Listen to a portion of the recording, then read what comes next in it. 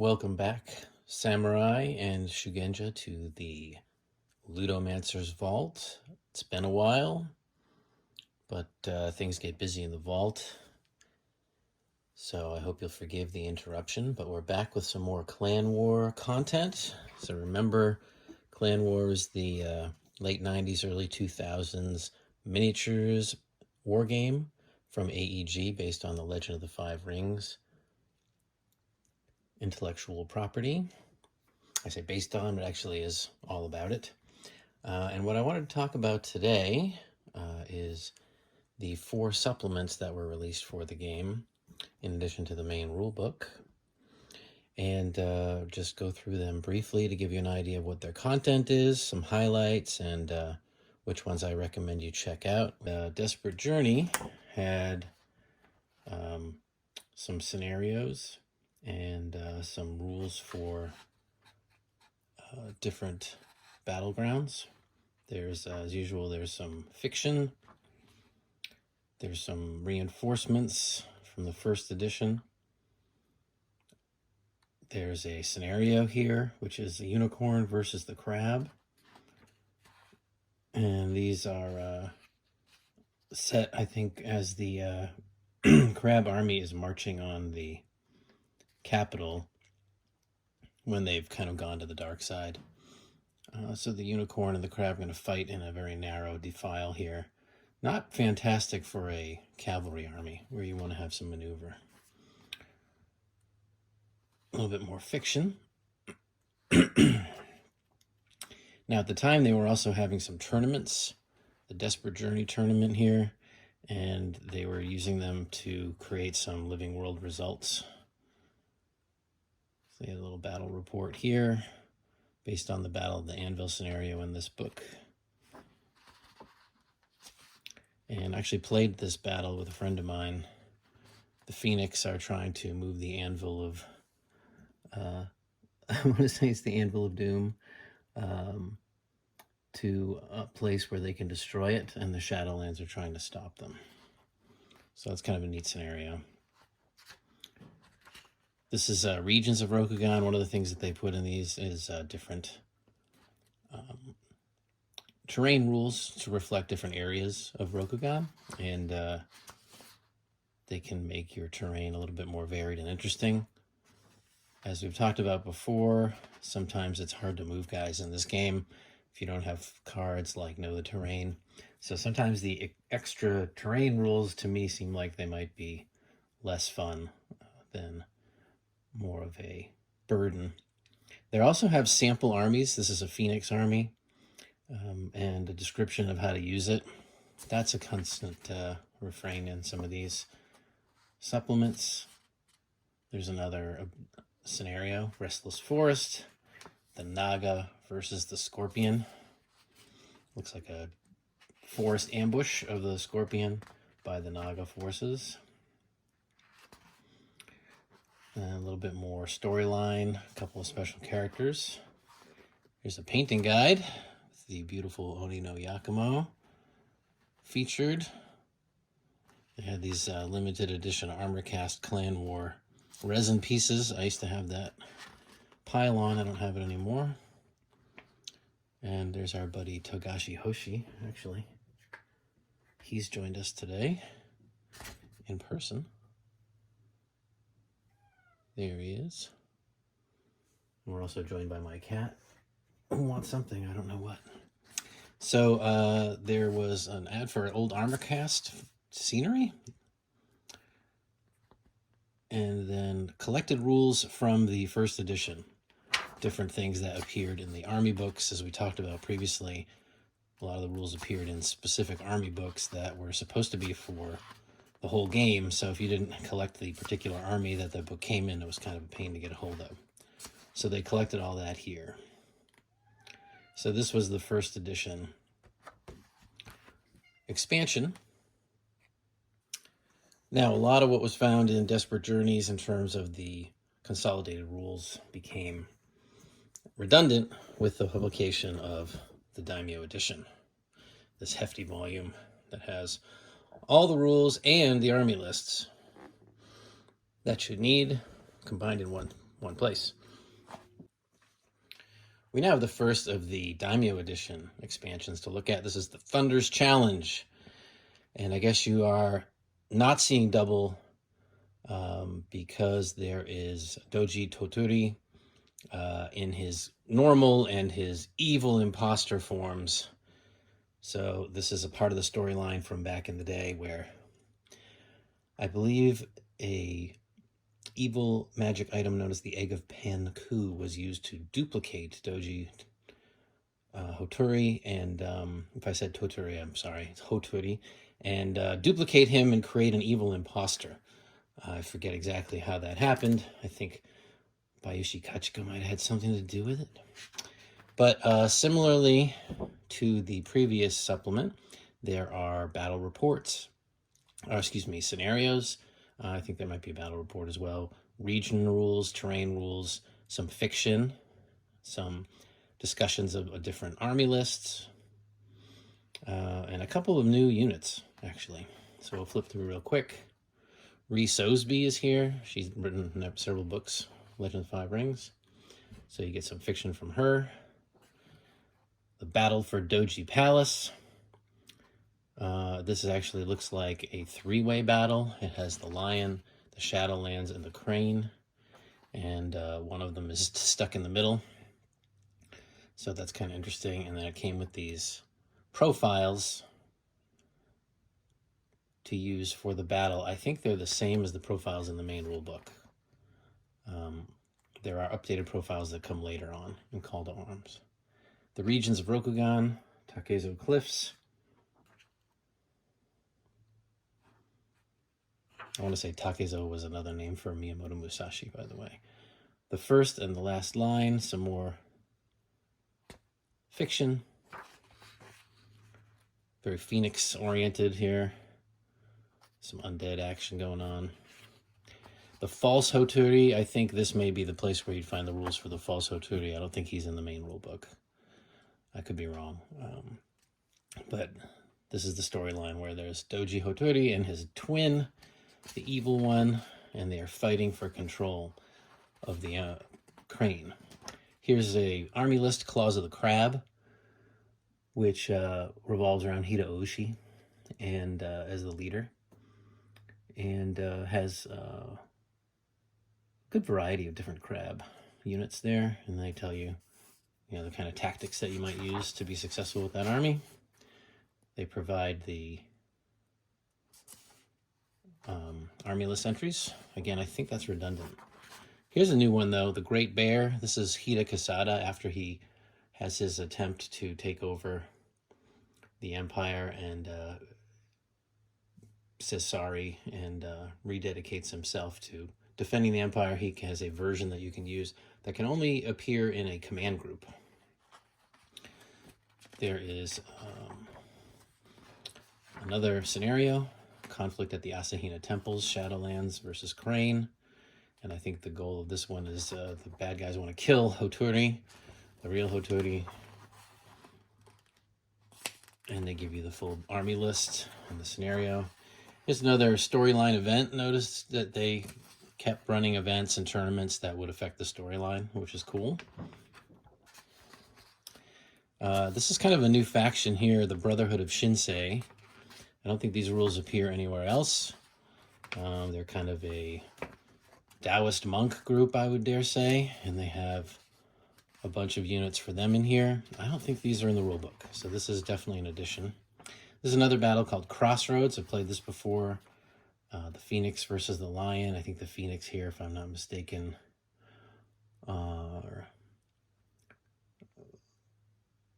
let's see if they have turned bad or if this is just a misunderstanding. Oh, this has got four armies. Sorry, Shadowlands and Toturi's army, right? So this one I played, we ran this as a scenario at a convention for 4 players. And there's two on two, essentially. Lion and Toturi against Shadowlands and Corrupt Phoenix. So that's a pretty good scenario with the 5 different victory point locations. So you've got to contest the different areas of the board as well as fighting each other. And that one can be modified pretty easily for 2 players. Gives you your army list for them. Here's a Toturi's army model list, focusing on actually get some dragon allies in there, and bunch of different infantry. It's kind of a what we used to call a Super Friends kind of army build there. Here's another scenario where the Naga are ambushing people in the trees. This is Naga versus Shadowlands, kind of a classic matchup. The Naga, I think it's fair to say, are a force of good, although not always aligned with human interests. Nice color section. Some of these pictures, I think, are in the main rulebook. Some of them aren't. Like those Kieran war dogs. Those are really cool. And that about wraps it up for this supplement, Thunder's Challenge. The next one that came out is Ravages of War.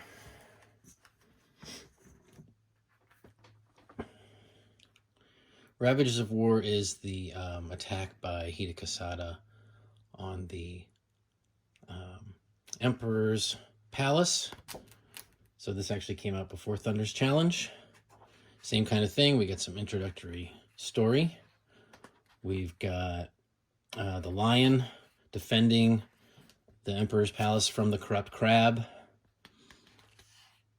So we've got a battle scenario for that. I find corrupt crab is really fun to play because it's so out of character for them to be allied with the Shadowlands, so they're always fighting.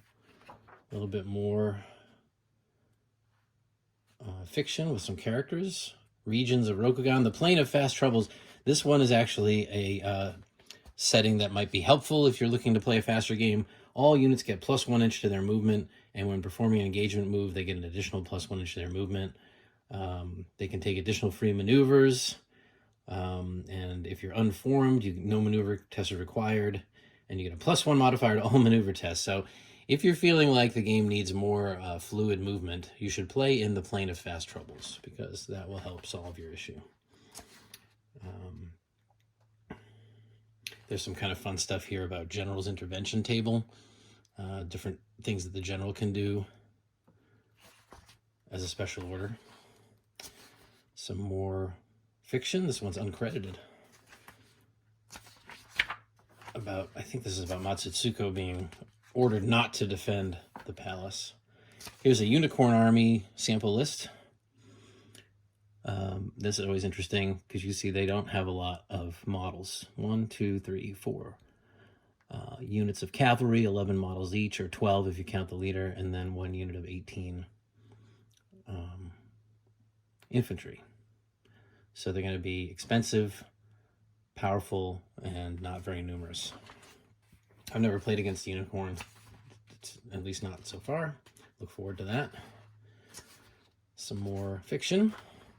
There was an Empire in Flames tournament storyline event.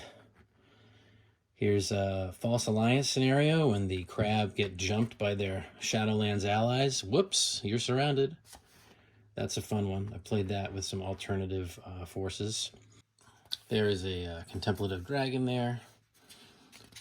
I don't know what he's done wrong, but somebody looks mad at him. Here is some pro tips for those of you that are still stuck on first edition. You know who you are. Daimyo Edition for the veteran player. What is new in Daimyo Edition? What has changed? Army construction, generals, duels, command groups, fear, magic, morale. Just tells you what they did to change to Daimyo Edition, which is great. I know a couple people on the Facebook group could probably still catch up on the second edition and read that one. So don't forget, guys, Ravages of War's got you covered if you're ready to join us in the future past of 2001. Here's another scenario, Evil Portents.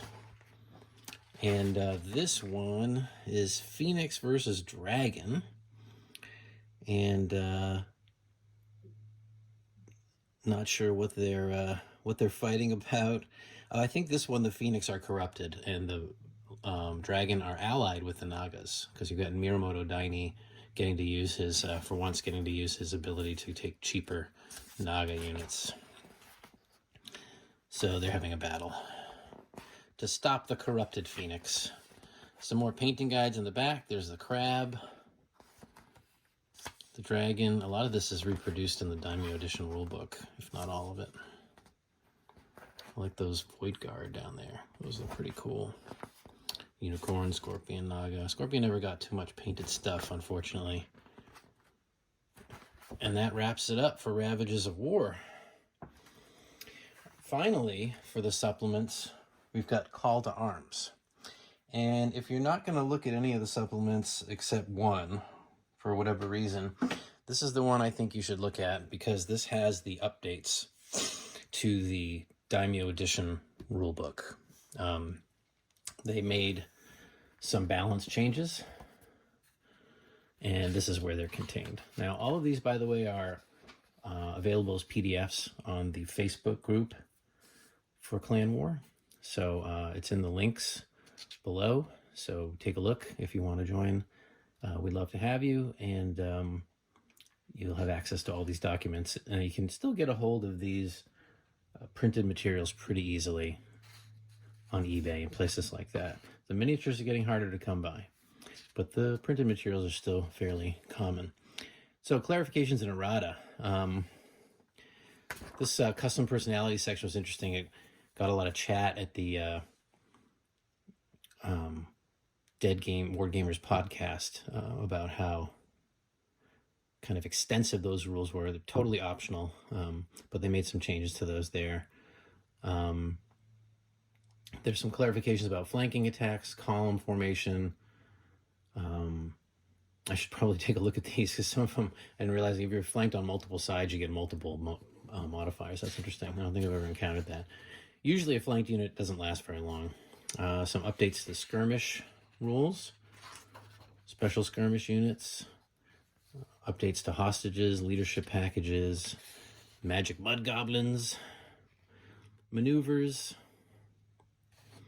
some updates to Naga. I think they were considered to be a little overpowered, so high strike.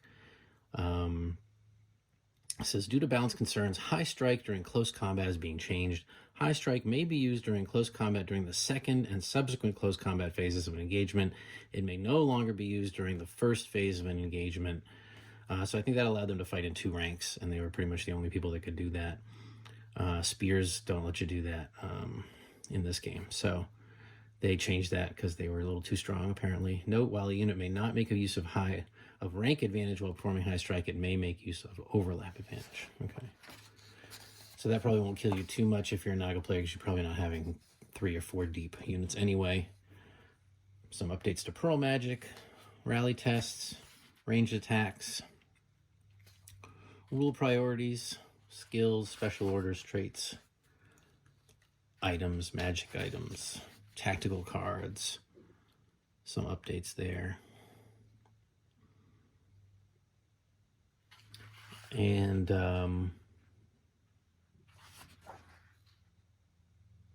then we go on to more regions of Rokugan. There are going to be some updated profiles that we'll get to. So these are the Asawa Woodlands. Some nice artwork there. Rhys Osby Fiction, Exile of the Scorpion.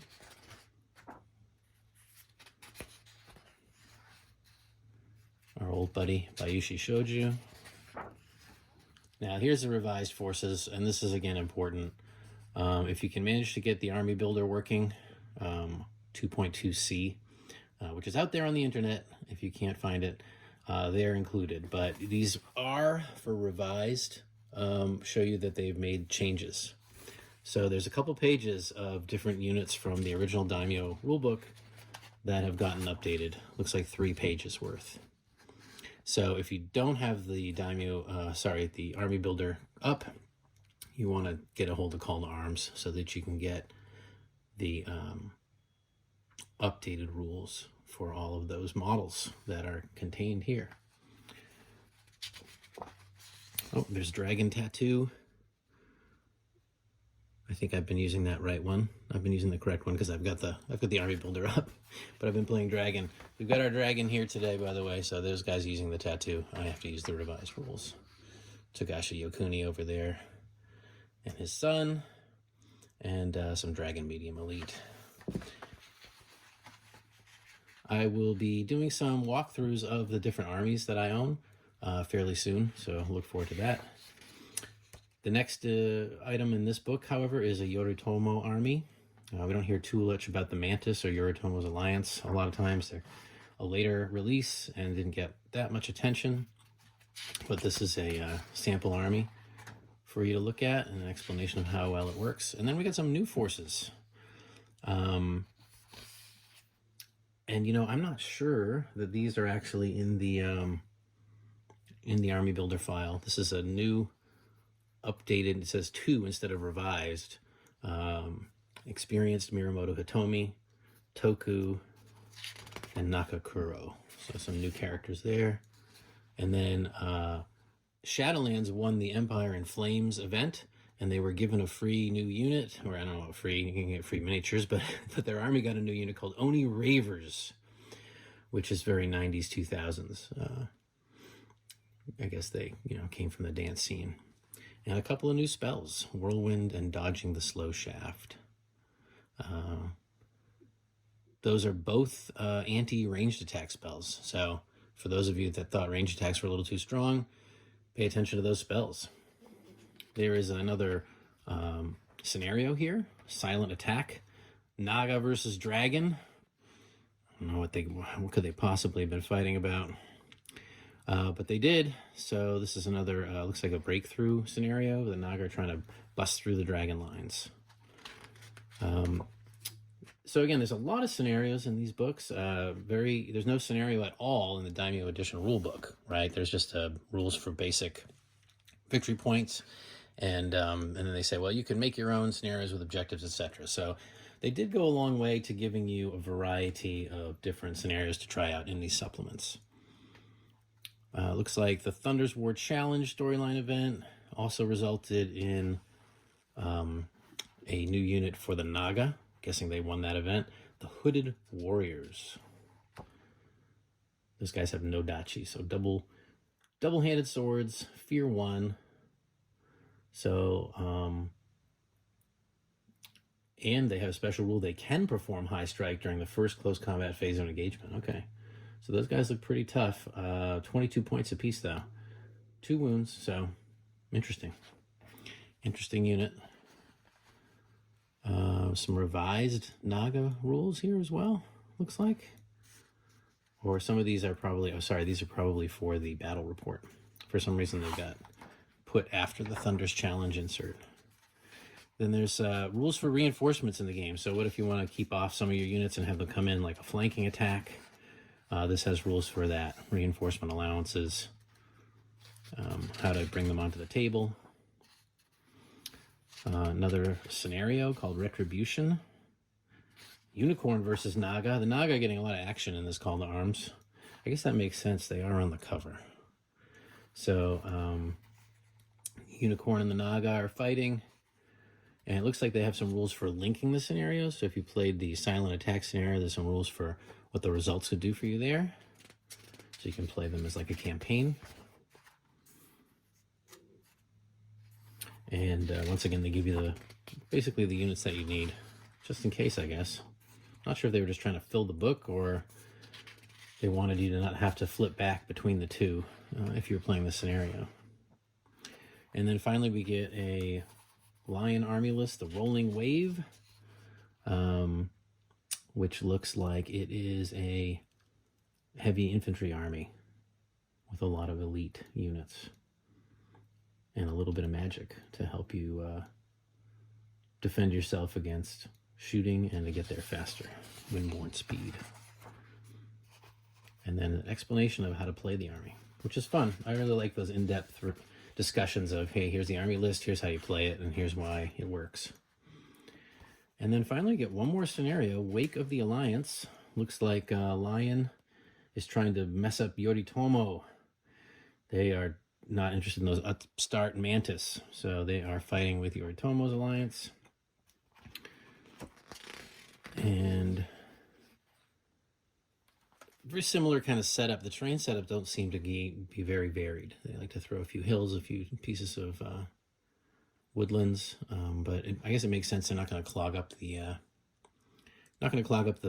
board with a lot of terrain, given how difficult it is to maneuver. You're running at half speed when you're going through terrain in this game, usually. So here's some of the crab heavy elite that I cannot find any of these days. If anybody has some extras, let me know. They definitely could just use a wash. I just want to hit them with like a little blue wash or a flesh wash there. They look thirsty to me. And here's some of the Lion. I think these are the Lion medium elite spearmen. Those are kind of rare these days as well. So we get our army list for the battle that was just described, and then we get a few more color pages, a little bit of everything.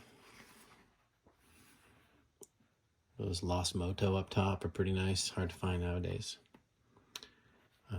And the Champion's Guard for the crab, which are very large models. I haven't painted up yet, but I will. So that about covers it. Those are your 4 expansions that came out for Clan War. And I believe, let's see, if Call to Arms was the last one. Just going to double check the publication date on that. It was 2000. So I think within a year's time after the release of Daimyo Edition, they had released these kind of on a quarterly basis. And then that was it. We didn't get anything more after these. So on the one hand, it's kind of sad. That's all we have. On the other hand, you know, if you are tired of kind of the rat race of chasing new codexes and new books and new editions, one of the great things about playing these necromancy games that are quote-unquote dead is that you've got a defined universe of what you need to know. And the combination of the errata and Call to Arms and the Daimyo Edition and the selection of extra rules and scenarios you've got here, you've got a whole universe of stuff to play with. And you don't have to worry about anything else changing. If you do, when you're playing Clan War, discover that you think something's imbalanced, well, I mean, there's nothing like a competitive scene. And you can just talk with your friends and say, hey, I think maybe we should try tweaking, you know, this unit or tweaking the range rules or something if you're finding that things are just not fun. I've played about a dozen games, though, over the past year, at least. And in general, there are different builds and they match up differently. But in general, I think the game state that exists as a result of this book and these supplements is pretty well balanced. I haven't played every army, so you know, we'll see going forward if I find out any exceptions to that. But most of the main factions, I think, are pretty well balanced. And so you've got your universe of information, and you can continue to enjoy yourself in the world of Clan War. So thanks again for joining me today, and look forward to some additional videos in the near future, I hope. See you later.